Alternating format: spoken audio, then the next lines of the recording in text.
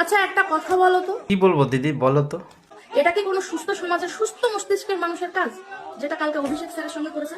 আমরা বিজেপি সরকার যদি না আসতো তাহলে বুঝতাম না যে সমাজে এরকম কুলাঙ্গার মানুষ বাস করে। ঠিকই বলেছো, কিছু কুলাঙ্গার লোক তো এখনো পৃথিবীতে বাস করছে, কারণ ওরা না থাকলে হয়তো পৃথিবীর ভারসাম্যটা ঠিকঠাক থাকবে না, ঠিক আছে? ওই কারণে আর কি ওদেরকে রাখা। আর ওরা যে কাজগুলো করছে সেগুলো আইন আছে, আইন দেখে নেবে, তোমাকে দেখতে হবে না। যাদের নুন খেয়েছিস একটা দিনের জন্য হলেও, আরে দিদি কী সব বলছো? কাদের নুন খেয়েছে? এদের নুন খেয়েছে কারা? ভেবো না যে এদের নুন খেয়েছে, এরা নিজেদের পকেট থেকে নুন দেয়নি, এটা আমাদের ট্যাক্সের টাকা নিয়েই সেই নুনগুলো আমাদেরকে খাইয়েছে, আর সেই নুন খেয়ে তোমার মাথার অবস্থা খারাপ হয়ে গেছে। ঠিক বলেছো। সেই মানুষটাকে সম্মান করবি, তার প্রতি কৃতজ্ঞতা রাখবি, তা না করে তাকে পাথর ছুঁড়ে মারছিস, ডিম ছুঁড়ে মারছিস, এটা কি কোনো সমাজের মানুষের ভালো কাজ? কাকে সম্মান করবে আর কাকে কৃতজ্ঞতা জানাবে? দিদি তুমি কি ভুলে গেছো গত 15টা বছর কিভাবে কেটেছে সবার? তখন কোথায় ছিল আমাদের এই দাদা, মানে অভিষেক দাদা কোথায় ছিল তখন? তখন কি সে দেখেনি, দেখতে পায়নি নাকি? এই যে গত 2 বছর আগে যে আরজি করের ঘটনাটা হলো, সেই ডাক্তার দিদিটার বাড়িতে গিয়ে যদি এইভাবে যদি যেত অভিষেক ব্যানার্জি, তাহলে সবাই সম্মান দিত। আর তোমার কি মনে হচ্ছে এই যে হাজার হাজার লোক এই যে অভিষেকদার পেছন পেছনে এসে ডিম দিয়ে আরও যাবতীয় জিনিস দিয়ে তো সম্মান দিচ্ছে না? কি মনে হচ্ছে তোমার?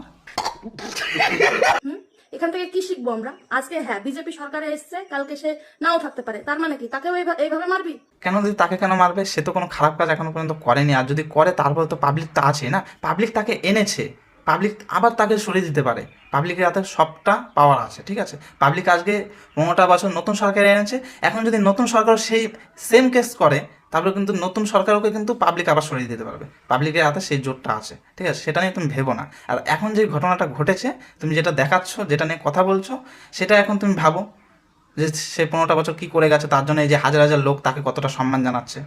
আর এই বিষয়টা নিয়ে কালকে যেভাবে অভিষেক স্যারকে অপমান হেনস্থা করে মারধর করা হলো, এই নিয়ে কিন্তু আমাদের এখনকার সরকার কোনো রকম কোনো কথা বলছে না। দিদি আপনি হয়তো ভুলে গেছেন, আমাদের এখন যে বর্তমানে সিএম আছে তারও কিন্তু পরিস্থিতি ঠিক এমনটাই হয়েছিল মুর্শিদাবাদে গিয়ে। তখন কিন্তু আমাদের রাজ্য সরকার যে ছিল তখনের সময়, বর্তমানে যে ছিল, সে কিন্তু কোনো কথাও বলেনি। কি সাক্ষ্য প্রমাণ আছে তোমার?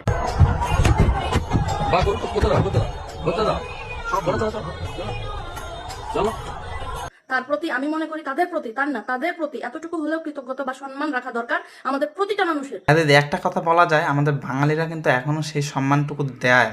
সম্মান যদি না দিত তাহলে ডিম ছুটতো না। যেদিনকে মমতা বন্দ্যোপাধ্যায় আর ইন্ডিয়া অ্যালায়েন্সের সরকার হবে না, বাড়িতে ঢুকে মারবো, বাড়িতে ঢুকে মারবো। যাই হোক বন্ধুরা, ভিডিওটা শুধু বানানো হয়েছে দিদির উদ্দেশ্যে, কারণ দিদির যে কথাগুলো বললো একটু ভালো লাগলো না আমার কথাগুলো, কারণ দিদি যে বললো যে আমরা নাকি তাদের নুন খেয়েছি, আমরা কাদের নুন খেয়েছি?